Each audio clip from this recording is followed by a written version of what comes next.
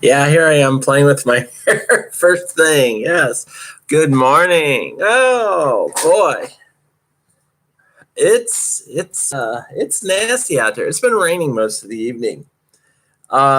Noticed last night, probably around 7 or 8 o'clock, it started raining, and it's been raining most of the evening, and you can hear it. It's probably like a light drizzle out there right now, but you can hear all the water on the road down there. So it's kind of a crappy morning. Last few Saturdays have been really good, and then today we get you know, rainy crap. What are you gonna do? So, how are things with you? How are things with you? They're okay here. Still looking for a job. Still wondering now how I'm going to. I've been working out how I'm like going to try to get through the next month. Uh, Everything is getting kind of tight, and I'm really kind of worried. I may not be able to make my rent for the month, but I've been getting a lot of calls. This is the thing that really drives me nuts. Is I get all these headhunters who are calling, but it's weird. I got 4 calls this week, and one call I missed. And when I returned the call, they didn't contact me back. I still haven't heard from them, so I don't know what's going on there. One headhunter called me up and basically was like, "Oh yeah, well, let me look at your resume and see what's out there." Another headhunter told me to contact her yesterday, and then I did. I called twice and left messages, and she wasn't either she wasn't in the office, she wasn't picking up. I have a feeling she didn't come into the office for some reason. And then another guy was like, they wanted to talk to me real bad, and he passed it off. And he sends me a message. He's like, "Do you have any experience in casualty and property insurance?" And I said, "No, I've got experience in personal life insurance, and I've got experience with malpractice life insurance." And he asked me the same question again. I said, "No, I just told you." And they're like, "Well, we got this client. They're looking for somebody." I says, "Look, an insurance claim is an insurance claim. That's it. What do you need to know?" Jesus. And even he's like, "So why haven't you been able to find anything for 10 months?" I says, "Because nobody's contacting me." I said, "I've had like 3 interviews in the last year, and 2 of them were for insurance salesman positions.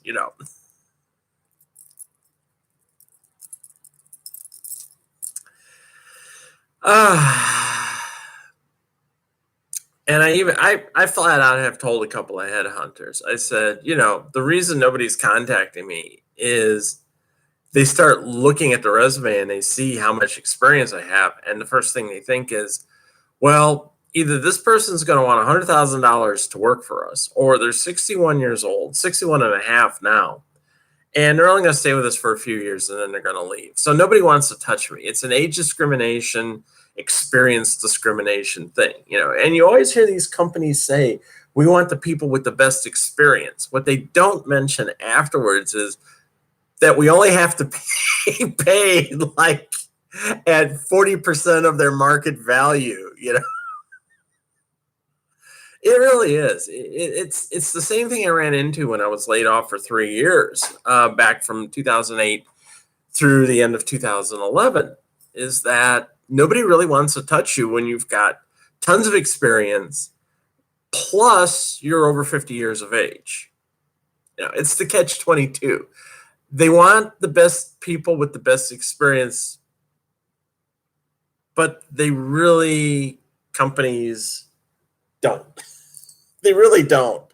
It really is true. They don't. What they want is the best experience they can get for as cheap as possible. That's really the truth. They want the best experience they can get as cheaply as possible. The days back in like the tech explosion of the 90s, when people with 10 years experience were making like, $80,000-$90,000 a year because they had the experience. Those days are pretty much gone. Unless you are in a solid niche in the tech industry, like you happen to be one of maybe 6 people in the world who know how to program in this particular language that your company needs, you're not going to get what you want. It's like for the last 3 months, I've seen this ad looking for COBOL programmers. I can do COBOL, but I'm afraid if I apply for the job, they're just going to say, well, you haven't done COBOL in like 30 years. And I'm going to say, yeah, and you're still looking for that COBOL programmer. How's that working out for you? They're not going to find who they're looking for. And a lot of the people that program in the languages that I know who are still programming are all like my age. So, I don't understand it. Or maybe I do. I figure I have probably about a month before everything starts shutting down on me. I mean, I've already got a lot of creditors calling me. I have a couple of places that call me 8 or 9 times a day, every day. I swear, I just got one from Ohio, 9:01, the phone starts ringing. They're like, boom, 9 o'clock, we're going to start calling. So basically what I do now is I answer the phone and I don't say anything. I just I just flip the phone on because smartphone technology, you can do that. You answer the phone and they'll sit there. And, I even had one guy yesterday, he was just going, hello, hello, hello, hello, like that. And that went on for like a minute, I guess, expecting me to pick up. A couple of times I've screamed into the phone. Sometimes I just put the phone up next to the speaker when I've got music playing and just let it play. They don't get the hint, although a couple of places have. The one place just basically they'll call me 2 times. But I was even getting called. I got a call at practice at 8:45 the other night. And I answered the phone and I said, don't fucking call me this late anymore. And I hung up.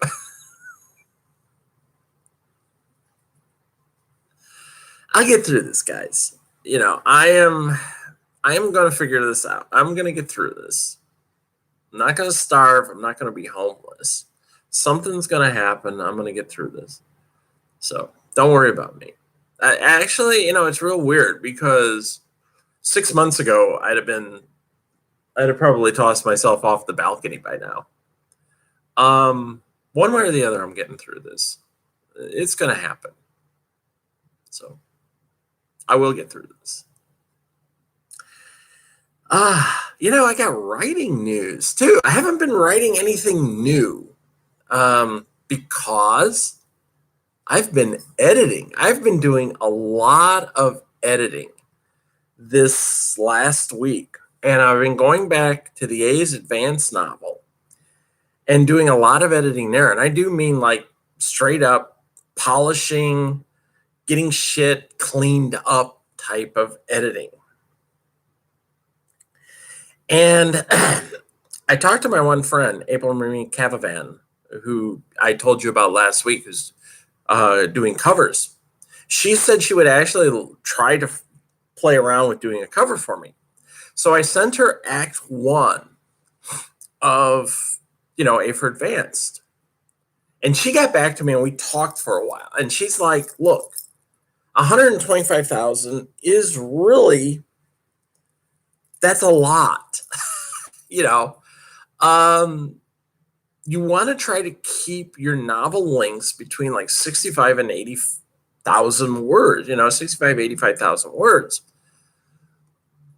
So the more we talk, she goes, is there any way you could split Act 1 and release it as 2 separate novels? And so I started thinking about it. I go, yeah, you know what? I think I can. Let me check. And Act 1 of A for Advance has one of the longest parts in it. Part 3 was almost, it's like just over 79,000 words. Right now it's 79,300. And Acts 1 and 2 were like 72,500 words. And I said, yeah, I found a split. I could actually split this. So I put them in ebook form for her and sent them to her to see what she said. And I haven't heard any feedback from her yet. But one of the things she did tell me was she started reading it and she says, you know what? This is not bad. Yeah, it needs a little editing, but it's not bad. So I have like been going through those first 2 acts, really like editing the shit out of everything. Because maybe there's the possibility, maybe, that I can get these first 2 parts up real quick. Dump them, get a couple of covers, dump them. And what it would be parts 1 and 2, which we've retitled Worlds Collide, would get released, and then like 6 weeks later, week 1 would get released. And if I could make any kind of money off of that, that would give me a chance to edit Acts 2 and 3 of the novel as well. Here it comes. Which I could then split. It would end up being like 6 freaking books. It would be like the Green Mile in 6 installments of like 75,000 words each. Because I told her how long the novel was, and she was like, oh my God, Jesus. That's incredible. But if you did it like that and did a release every 6 weeks, that's like putting the novel out there for about 2/3 of a year. I mean, let's say I put the first act out, let's say I put the first part out in say 3 weeks, and then the next one wasn't for another 6 weeks after that, then 6 weeks after that, that's 30 weeks of putting parts of the novel out there to keep people reading. And if I could generate any kind of income off of that, that would allow me to go back and release, basically the second novel as well. But the thing of it is, I've already got those written. So that would be like 30 weeks and that would be like over a year of stuff that I could release, that all it needs is editing and covers. And I've got it done, I really do. I've got it done, which would mean by the time 2020 rolled around, I could have the Sea Level novel finished and start doing the same thing with it.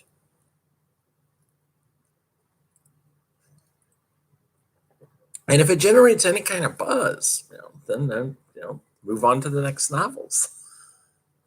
It's something we're looking at. It's something I'm trying to do. I don't imagine I'm going to generate a lot of income, but the thing of it is, if I get it out there and it generates some interest, we can see where it goes.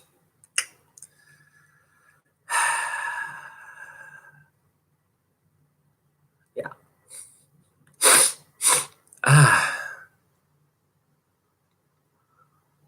It's all crazy. But I've actually been like reading and doing a lot of editing. And that's the thing. I've been taking my time reading, not skimming through it, but actually reading the work. And I've re-edited, considerable portions. There was one section, a couple of sections where I knocked out a couple of 100 words here and there, but I ended up rewriting it in such a way that it was much better. At least I felt so. And I found parts where I had to add stuff because to me, the original content made sense, but I'm trying to look at it from the point of view of another reader who's reading it and going, I don't understand what the hell she's saying here. So who knows? There maybe in a couple of weeks, something will be out there. We'll see what happens. Maybe I can cut a deal with April and say, hey, look, I'll give you 10% I'll give you 15% of what I make off the novel for the covers, or 10%. Maybe it won't be that much. Maybe you'll only get $5. Maybe you'll only get $50. But we'll see what happens. Definitely would like to start generating some income off my novels.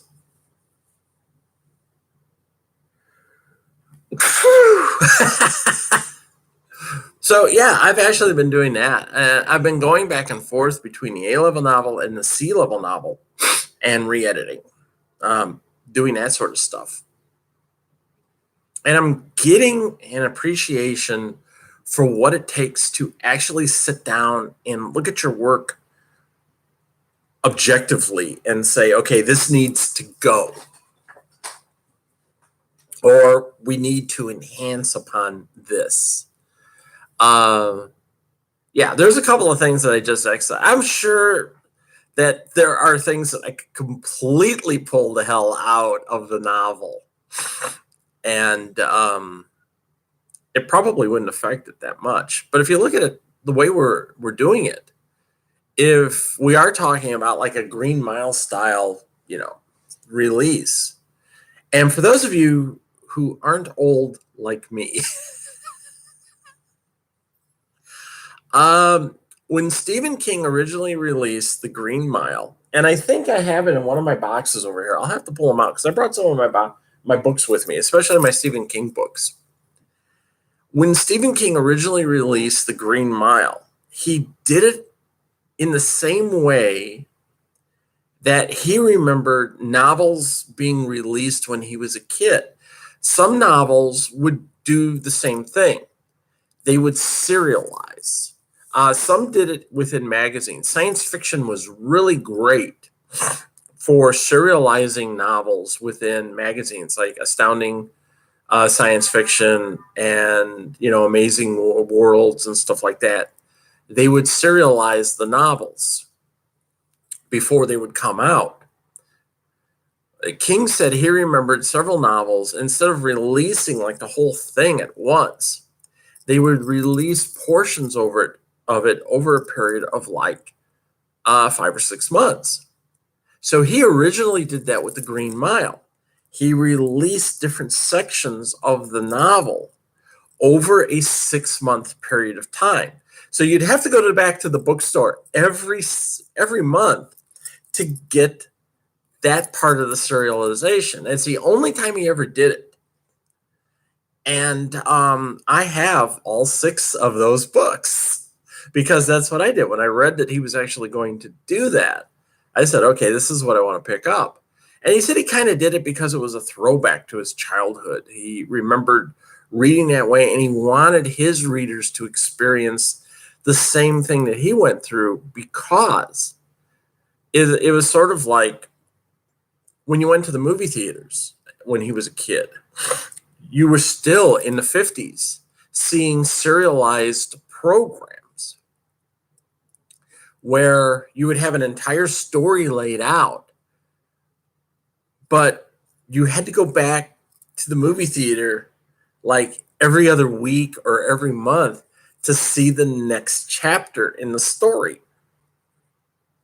And that's what they did. That's the way they did stuff back then. They would film things in segments, or they would film it all at once and then just, do the edits. It was like watching TV at the movie theaters. And serialization of the novels back then was the same way. It was like reading a miniseries. If you think about it, basically you could have taken each one of those parts and done it as a miniseries, maybe a 90-minute episode, which with commercials nowadays would be 2 hours.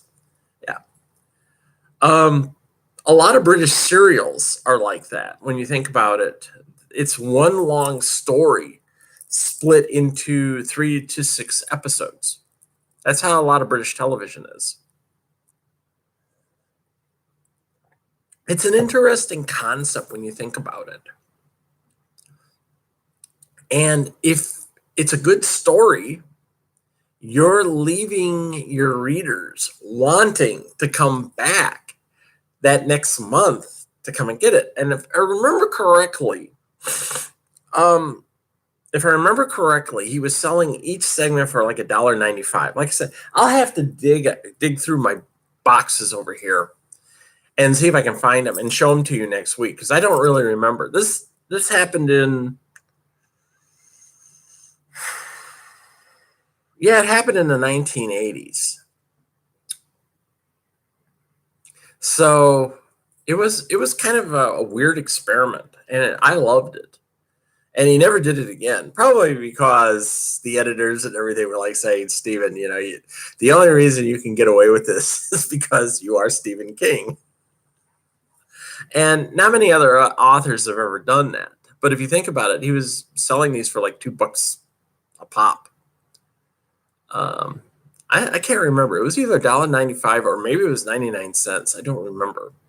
I mean, when you figured it out, the cost of a novel back then was about $6 or $7. So I think he priced it all to where it would have been equivalent to the price of a full novel. The publishing companies back then probably were objecting to the fact that, they had to do these print runs because their profit margin probably wasn't as great. But again, it was Stephen King.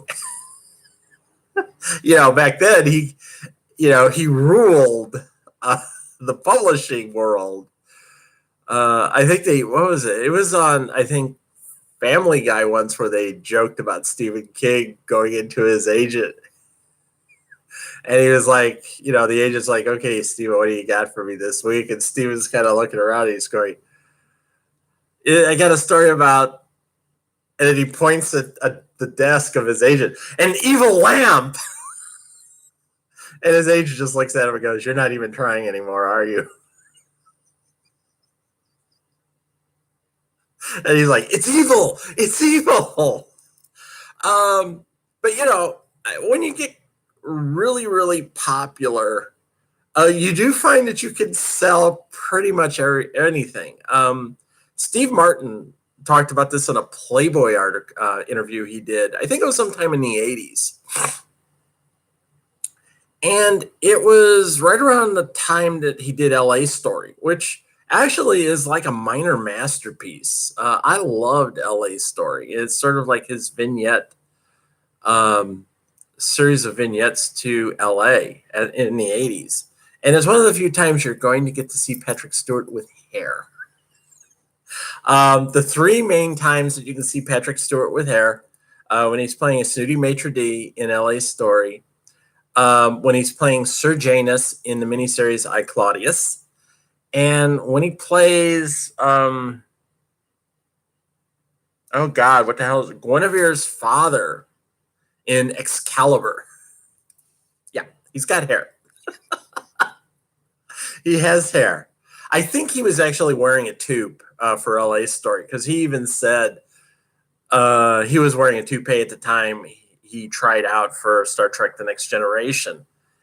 And something told him, I think it was his agent or somebody told him, hey, try going in without any hair. Don't go in wearing your toupee because, that's going to be a sign of some, personal quirk if in an era where they can correct eyesight and, grow hair, you're bald. And he did. And he got the part because they said he stood out so much. But getting back to Steve Martin, he did a Playboy interview around that time. And they were talking if he had any regrets about some of the work he'd put out. Because like they said, some of his stuff was A-level material, some of it was not. And he said, yeah, it's real strange. When you reach a certain level of fame, and he said, and I hit that early on, it's kind of amazing what you can actually do because no one wants to tell you your ideas are bad. And he said, it had actually gotten to the point where, and I forgot what he was talking about. I think it was Dead Men Wear No Plaid, where he said, really, it wasn't that good of a thing that I did. And he thought about it later and he goes, yeah, I was at that point where I could have walked in to a meeting of studio executives and said, "Hey, I've got this script. It's about a clock that gets shit on constantly." And he said everybody would have nodded and went, "Great, that's a great idea, Steve. Genius. Let's do it." And he said it really is indicative of what happens in Hollywood when you get to be kind of, like super famous, and they look at you and they're afraid to say, "No, this blows." And he said, "I was in that position." And he goes, it kind of stokes your own ego as well, because you want to keep thinking, the stuff you're doing is genius. You don't want to sit there and think, maybe this is not as good as it should be. And yeah, he said that's what happens. You hit that point and then it kind of fades off. He didn't completely fade off, but Steve Martin was not the super megastar he was in the 80s. And I think he doesn't care because he made his reputation. He's still making money. He's still working. And that's what makes him happy. Stephen King is not the horror powerhouse he used to be. Although, in a way, he is, because everything he's written is being turned into a movie or is being redone now. And of course, that goes into his pocket. So it is really kind of funny that a lot of his early work you're starting to see is being redone. And a lot of his later work, people are kind of like going, what? And there was some crazy shit in there. But he would tell you that, let's face it, his early stuff was written. Some of his early stuff was written, chemically enhanced.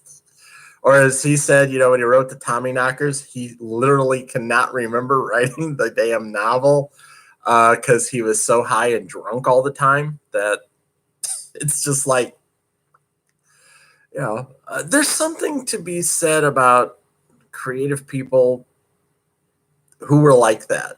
Dick Van Dyke, we were talking about this the other day with some friends. And I pointed out that through much of Mary Poppins and through all of Chitty Chitty Bang Bang, Dick Van Dyke has stated that he was so drunk that he doesn't remember much of what went on. He said, he was pretty much like blacked out the entire time he was filming Chitty Chitty Bang Bang and remembers almost nothing about it. And to show you how much of a functional alcoholic he was at that point, the kids who were in Chitty Chitty Bang Bang said they never had any idea that Dick was drunk on the set because he was such a professional. They said he would just come on to the set and do his stuff and he would give advice and everything else. But they said they didn't realize at the time he'd shown up at 9 a.m. after drinking like a fifth of gin. And he would say, I would just they would just bring me to the set. And that was when he began to realize, I've got a serious drinking problem because I'm blackout drunk at 9 a.m. and I'm working. And I don't remember being in front of the camera. Something to be said about a guy who is that wasted and is still putting on a hell of a performance. But I love Dick. Yeah, he's one of the great ones. He's a genius. I love him. He is. And when he goes, it's going to be a sad day. Yeah. I'm not recommending. I've actually my one big secret. Well, it's not much of a secret. I tried riding high one time because my then sister-in-law said, why don't you try doing this and get high and see if it stokes your creative juices? No. I sat down and I was writing, and I was actually writing on a typewriter. I had an electronic typewriter at the time. And I smoked a blunt. Yeah. I did a joint and wrote. And I think I ended up producing, it was about 6 or 7 pages of copy. And then I took a nap. And then later that night when I came down, I went back and read what I had written. And I was like, holy shit, what is this mess? It made absolutely no sense whatsoever. And my wife at the time, she was like, can you do anything with this? I says, no. This is just gibberish. I mean, there was no editing it. It would have been like, well, to make this work, I got to rewrite it. And if I got to rewrite it, that means basically I'm writing it from scratch.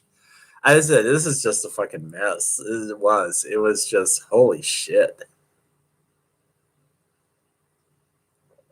It was horrible. It was fucked up. Some people can work when they are gassed out of their minds. I have been able to do some good writing when I've had a couple of drinks. In fact, I was even editing last night after having drank a couple of Angry Orchard apple ciders. But no, getting like completely jacked and trying to do shit, no, not anymore. Those days are behind me. Those days were never really there. I could write and I could do stuff if I had a few drinks. And I can remember actually there was one time during my first Nano, I actually wrote like 2,000 words and I was pretty potted when I was doing it. And the next day I was like, man, don't ever do that again. Don't ever do that again. That was too much. Don't do it. So yeah, I won't recommend it. I know some people say, yeah, hit the bowl and hit the pipe and go do some work. But no, it never worked for me, and it probably will not work for you. So I do not recommend it. There you go. Say no, kids. And Derby. Oh yeah, Derby. Well, yeah, it's been a good week. Boy, has it been a good week. I'm checking shit out here.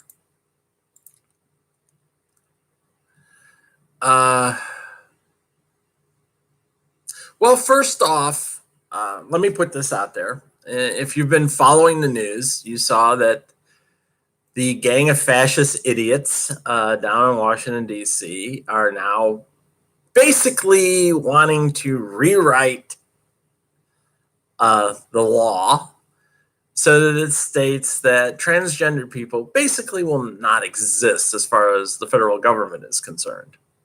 And so there's the big won't be erased movement going on right now. Which is to say, we're not going to do this and we're not going to go with it. And my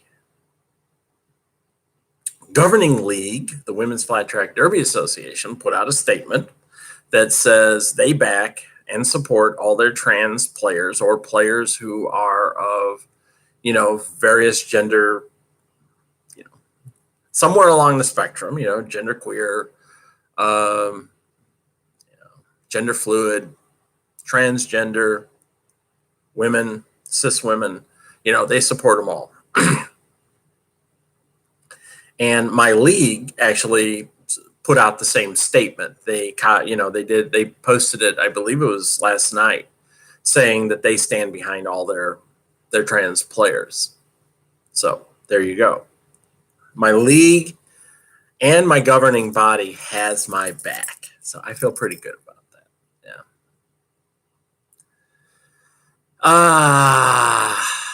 Yeah. We did a lot Wednesday night. We did a lot Thursday night too, but we did a lot Wednesday night. We did a lot of leaping and jumping, and we did a pace line for the first time. Yeah. And we did something called the hustle drill, which was insane. They laid a bunch of cone markers out on the track. And every time the whistle blew, you had to hustle, speed up and sprint to the next cone. And then you'd go back to skating.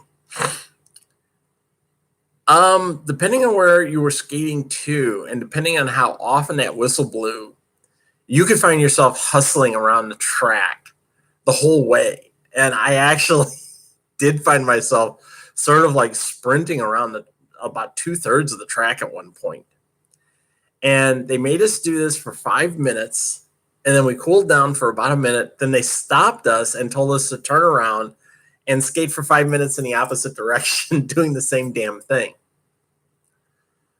Oh man, we were just worn out. I was told at one point to get my butt lower because my butt was not low enough. I was up too high. And I knew I was because I was getting tired. Yeah, it wore you out. It was, we found out Wednesday night that Dutchland loves cardio. And we were told once you certify and once you move up to work with the vets, cardio might go on for as long as 20 minutes. Because it just really depends on the coach. And, we were even told, it's not unusual. 10 minutes is like nothing for cardio for them. So, about the longest we ever had cardio was when we were doing those gigantic push drills at Hard. And we do 2 to 6 to 2 laps. And what would end up happening is, people would just start wearing out like halfway through, or if you're doing it with freshies, you were going slower, you had to slow up. The last time I did a push drill, the person I was with, my partner then, Rachel, she was like, don't go so fast. I was like, no, you don't want me to do that. She's like, don't go so fast. So I slowed it up, and about halfway through, she started saying, my back is killing me. And when it was all said and done, because we were like one of the last ones to finish, and I said, you want to know why your back was killing you? And she goes, why? I said, because we were going so slow. I said, if we had just skated our butts off, it's better to be sore in your thighs and in your legs than it is in your back. I said, there's your lesson learned. Just push it. Push it as much as you can, because when you're pushing, you're engaging your core. If you're engaging your core, your back isn't going to hurt as much. I said, I know this from experience. So we did that. We did the hustle drill. And I think when we were done and we went over and started doing hopping and leaping and jumping, the vets actually began scrimmaging, So it got crazy. And then Thursday night, we did a 5-minute skate. We were even told, we're going to skate for 5 minutes, but the vets are going to skate a lot longer. They ended up doing like about 15 or 20 minutes worth of cardio. They did a lot of cardio that night. I was watching some of the things they were doing, and they did a lot of cardio that night. I think it was mostly a cardio night. But we skated both times, Wednesday and Thursday night, on the outer track, what they call the OPR lane, outer pack ref lane. And that's where the referees on the outside go around and around. And you got to go faster than the pack to keep up with them. And Thursday night, I skated 17 3/4 laps before they called the 5 minutes. Well, you know me. I got to go figure this shit out. So the average length around the track is 180 feet, the Wooftada track. I figured, based on circumference and everything else, that the average length I was skating was 260 feet. So I was skating like 80 feet further every lap, which, when you work it out, just a little over 2 laps on the OPR track is like, just a little over 2 laps on the Wooftada track is like 1 lap on the OPR track. So when I figured it all out, I figured I had skated about 25.55 laps, 25.56, a little over 25 and a half laps. Again, this was also going through traffic. I had to slow up about a half dozen times to get through traffic. And a couple of times I just went completely like off the lane on the outside to get around people. So yeah, I felt really good because I didn't think I was pushing myself that hard. And I had my lap counter with me, so I was counting down the laps as I went. And when I checked, I was coming up on lap 18 when they called time on us. I was like, wow, that's really good. 17 and I was about 17 and 3/4 laps. So it was around 25 laps, a little over 25 laps. Probably the first time I've done over 25 laps. And I think if it had been, clear track, I might have actually gotten 26, maybe over 26 laps. Yeah. Yeah, it's getting there. My speed is getting up. My endurance is getting up. I actually felt really good. And one of the things that Dutchland likes to do when they're doing like flat out skating like that is they'll put on music. And it is true. Music does help you get through that faster because your mind sort of shifts into that I'm jamming out to the beat while I'm skating. It's like when you're doing open skate at a rink and the music's playing, you're not really paying attention to how many times you're going around the rink floor. You're just skating. And that's how it felt to me. It felt really good. So I did that.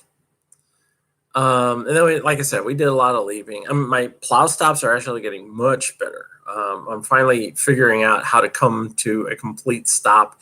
And I was actually doing it in 3 seconds the other night. Now, yeah, I'm not going real fast. It's like they said, if you're coming up real fast, you're going to need more than 3 seconds to come to a complete stop. But, my transitions were good. For the first time, Thursday night, I did a I transitioned to reverse skate backwards and then transition again to go forward. And I did it a few times and I realized, wow, I wasn't like hesitating. Because a lot of times when I go to transition skating from skating backwards to skating forward, I'll get kind of messed up and I'll come almost to a complete stop before I take off again. And what I realized I was doing was I transitioned to go backwards. And then when I transitioned to go forward, I just picked my foot up and stepped, which is something I've not really done much. And it was something our coach, Deadpool, was telling us to do. And so I was doing that. And I was like, wow, I'm actually just like zipping along like this, going backwards, forwards, backwards, forward. And I did it like a couple, 3 times. It was the first time I've ever actually done that, where I did a transition. She's going to start showing us 360 transitions, which is basically like you transition from forward to backward skating, then you kind of like jump and spin around to go forward again. You sort of like pop up off the ground and then spin in the air to go forward again. I've seen a lot of players do it. She did it, and they're going to teach us that. That is one of the things I will state. I've only been doing this now for what, 4 weeks. My first, the other night was my 10th practice. If I go through and look,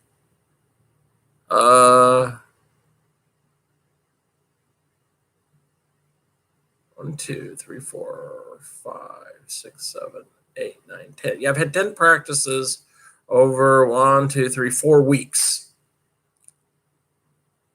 And in the 4th week, we're starting on jumps and leaps and everything else, transitions and backward skating. Yeah, it's we're moving along. And I think it's like in 2 or 3 weeks, we're going to get tested for tier 1. So I'm not too worried. We're moving into the tier 2, which is actually, we're going to just start doing more pack work, backward skating. One of the things I'm trying to learn is most of my backward skating is the eggshell type. I'm trying to learn how to move my hips so that I can backward skate that way. As she showed us, when you go to do your backwards crossovers, it's easier that way. And now we've begun, in the last couple of weeks, we've begun doing more cardio. It's expected of us when they do cardio at the beginning of the session, you're expected to do cardio. So, yeah, that's what I want to do. That's going to get me back up. And I felt, like I said, I felt really good after Thursday night, because when I figured out I actually finally skated over 25 laps, and that if I hadn't had to stop a couple of times, I probably would have skated the equivalent of 26 laps. Now, it's different on the OPR lane because you don't have as tight of turns. But at the same time, I'm doing more crossovers. That was the one thing I was actually doing, was I was forcing myself this time to do crossovers as much as possible. Whenever I had an open lane, I went into the turn and did crossovers the whole way. And that actually, it's like all my coaches have told me over the years, it really does help you get through the turns faster and with less energy. Because you're maintaining speed when you come out of the turn, you're not having to exert a shitload more energy to get back up to whatever speed you were doing. And I noticed that when I was doing crossovers on the Wooftada. And I imagine since we have practice tomorrow morning, they'll probably have us doing that. Because Sunday morning is mostly skater tot practice. There aren't too many vets to come out. But we'll probably be doing some crossovers there. And they're really starting to push us into get your crossovers done. Because if you can get your crossovers done, you get your speed up, you learn how to skate the diamond, you'll do your 27.5. There you go. And I will do my 27.5. I know it. It's like now I have this confidence that based on what I'm seeing down in Dutchland on their track, the way I'm skating, I can probably pop 26 laps easy, which means I'm close to doing 27.5. And I've said it before. I think when I do my 27.5, it's just going to be go out there and it's going to surprise the shit out of me, because it's going to be one of those things like, if you don't go out there thinking you're going to nail it, that's when you're going to nail it, because you're not really paying attention. The last time I did a 27.5 at hard, and Ida was timing me and Red was chasing me around the track, and I was dying the whole time. I mean, I was just in agony. And when I got done, I'm laying there on the ground panting and doing everything, and Ida says, you just did 520. You just did a 25.5. And I was like, I looked up at her. I said, are you shitting me? That was like the worst skating I ever did in my life. And she goes, no, that's your fastest time. She says, you did a 520. I said, that's my fastest time. And, like Red said, if you had been certifying when I certified, you'd be certified right now. You'd have passed your 25.5. I said, that's unbelievable, man. I said, I felt like it was the worst shit out there I was doing. And she says, you did great up until like the last 7 laps. And that's when your time fell off. I couldn't believe it. That's why, before I left, she had told me, we're gonna get you 27.5. We're gonna work on it. We're gonna get that 27.5. And Roxy had said kind of the same thing. You're gonna get it. You're gonna certify. Don't worry. So I kind of feel it now, that it's coming. It's going to be one of those things. One of these days, we're going to be out there doing 5 minutes of skating, and I'm going to be counting off the laps, and I'm going to look down, and it's going to say 27 on the lap counter. When they call the time, I'm going to click it and look down and go, oh, I just did 27 laps in 5 minutes. And then I'll be over does this count? Does this count? Please count. Oh, shit. And they'll probably just say, if you can do it, on your own, when it comes time to do it, you'll nail this. So it's coming. And Wednesday night is Halloween. And they already told us we can come in costume. Yeah. We can come to practice in costume. Yeah. We can come. So they're like, if you don't come in costume, wear black and orange because that's Dutchland's colors. We're black and orange.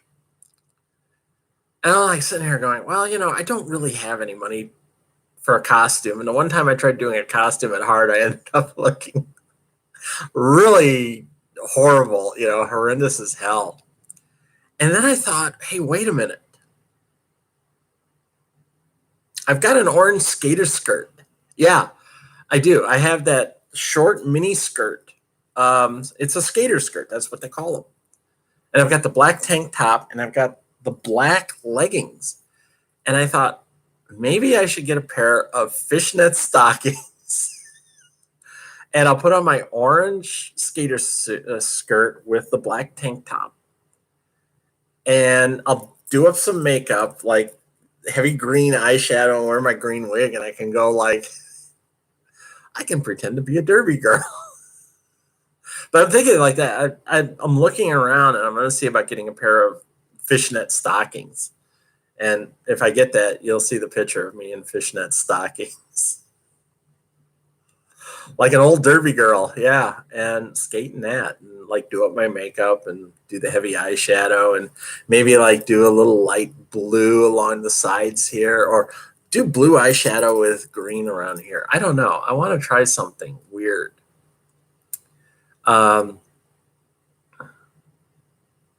Yeah, there we go. Fishnet stockings. I need to find a pair.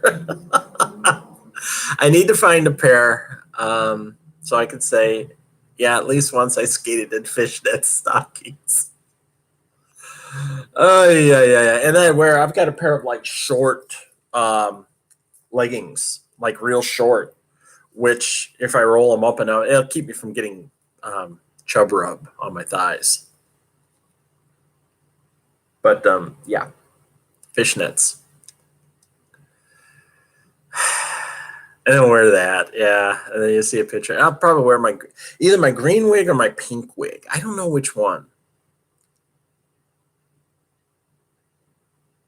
I was saving that green wig for my first bout with Heart.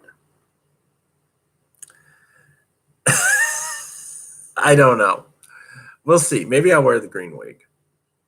And I'll do like green up around here. Maybe try to do a scale effect so it looks a little bit like, I got mermaid scales. And then do just like heavy blue eyeshadow. Yeah, with bright red lipstick. Do it all up. I've never done that. And see what it's like trying to skate with makeup on. Some people can pull it off. Some people just sweat their ass off so much that their makeup starts running. But it's cooled off considerably in the Dutch oven, so we don't have to really worry about that much anymore. It has cooled off. In fact, some people were complaining the other night, damn, it's cold. It's like, yeah, but once you start skating, it's going to warm up. Don't worry. And it did. It's warmed up. So here you go. I'm going to let you go. You guys, hey, have a happy Halloween if you're going out. If you're not going out, just have a good time. I'll see you next Saturday. Take care. Bye.